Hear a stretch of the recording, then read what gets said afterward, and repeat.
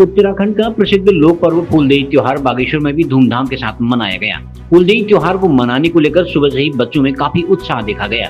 फूलों की टोकरी लेकर बच्चे सुबह से ही घरों में फूल चढ़ाने निकल पड़े।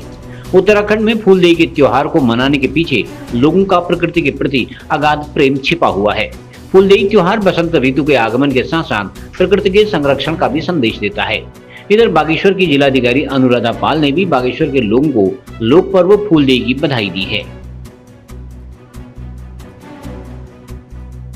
फूलदेवी का पर्व मैम हमारे पहाड़ में बहुत ही प्राचीन समय से मनाया जा रहा है, तो हम भी इसे बचपन में बहुत ही हर्षोल्लास के साथ में मनाया करते थे।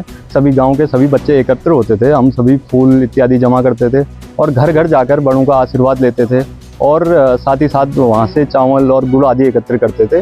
तो ये हमारी परंपराओं का बहुत ही प्राचीन समय से ही हिस्सा रहा है।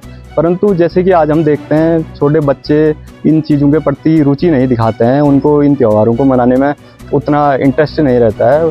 तो हमारा भी भावी शिक्षक होने के नाते हमारी भी यह प्रयास रहेगा कि हम जो नए बच्चे हैं उनको हमारी संस्कृति के प्रति उनका रुझान बढ़ाया जाए।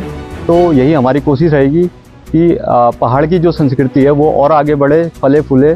हम पहाड़ों में एक बार आने वाला, साल में एक बार आने वाला फूलदेई का त्योहार मनाते हैं।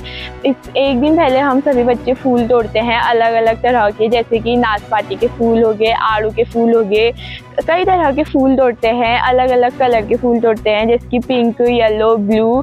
और एक दिन तैयारी कर लेते हैं हम फूलों की और फिर दूसरे दिन जल्दी उठकर नहा धोकर हम लोग सबसे पहले अपने घरों में फूलदेई करते हैं और उसमें हमें गिफ्ट मिलते हैं जैसे कि चावल हो गए, गुड़ हो गए और पैसे हो गए। फिर हम सब बच्चे एक साथ इकट्ठा होके सारे घरों में जाकर फूलदेई करते हैं और वहाँ भी हमें यही सब मिलता है।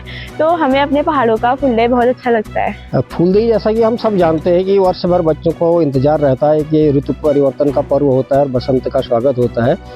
और एक ऐसा अद्भुत त्यौहार है जिसमें बच्चों को आशीर्वाद तो बड़े हमेशा देते हैं, लेकिन फूलदेई ऐसा त्यौहार है जिसमें बड़े बच्चों से आशीर्वाद लेते हैं। जब बच्चे घर घर जाते हैं और फूलदेई, छम्मा देई, दैनी द्वार भरी भकार करके अपने बुजुर्गों को आशीर्वाद देते हैं, गांव के लोगों को घर घर जाके। तो एक अलग सा अनूठा त्यौहार यह है।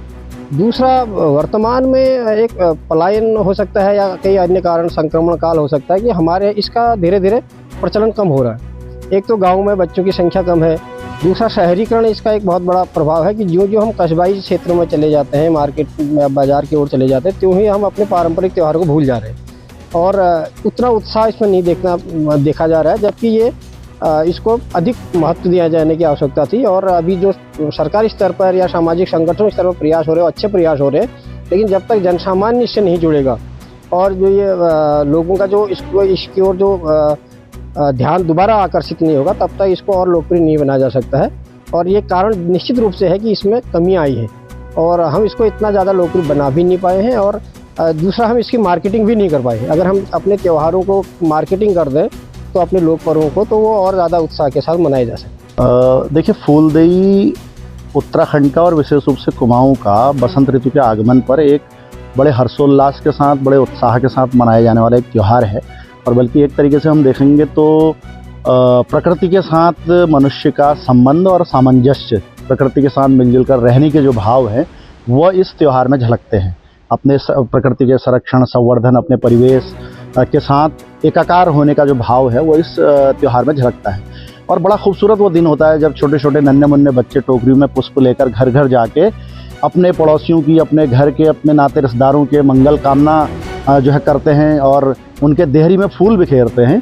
तो यह एक तरीके से समाज के साथ जुड़ने का और पर्यावरण के साथ एक संबंध, तादात्म्य स्थापित करने का एक बड़ा महत्वपूर्ण त्यौहार है। और बच्चों के खास तौर पर उस दिन जो चेहरे बिल्कुल हर्षोल्लास में झलकते हैं वो निश्चित ही एक सुखद संकेत देते हैं। तो हमें इस बात के लिए बड़ा गर्व है कि हम इस प्रकार के पारंपरिक त्योहारों को आज भी बड़े हर्षोल्लास के साथ मनाते हैं और हमारी उत्तराखंड सरकार या तमाम सरकारें इसको धीरे धीरे और अंतर्राष्ट्रीय मंच पर या फिर राष्ट्रीय मंच पर ले जाने का प्रयास कर रही हैं। तो निश्चित ही बड़ा सुखद इसका भविष्य रहेगा। बिल्कुल, ये त्योहार बहुत ही एक अनोखा और अच्छा त्योहार है जिसमें छोटे-छोटे बच्चे सब दरवाज़ों पर आकर फूल देते हैं और उनको हम कुछ थोड़ा गिफ्ट देते हैं। बच्चे ये कोशिश करते हैं कि ये बड़ों को पाठ पढ़ाएँ कि हमें प्रकृति का संरक्षण करना है और हमारी जितनी, क्योंकि अब आगमन भी है हमारा, बसंत ऋतु लगती है, होली का पर्व भी आता है, तो हम नया हर्षोल्लास के साथ नया कृषि का सीज़न आता है, तो ये पर्व एक संदेश देता है कि एक हमारी प्रकृति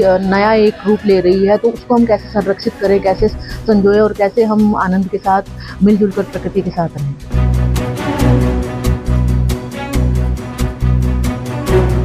CCA न्यूज के लिए ब्यूरो रिपोर्ट बागेश्वर।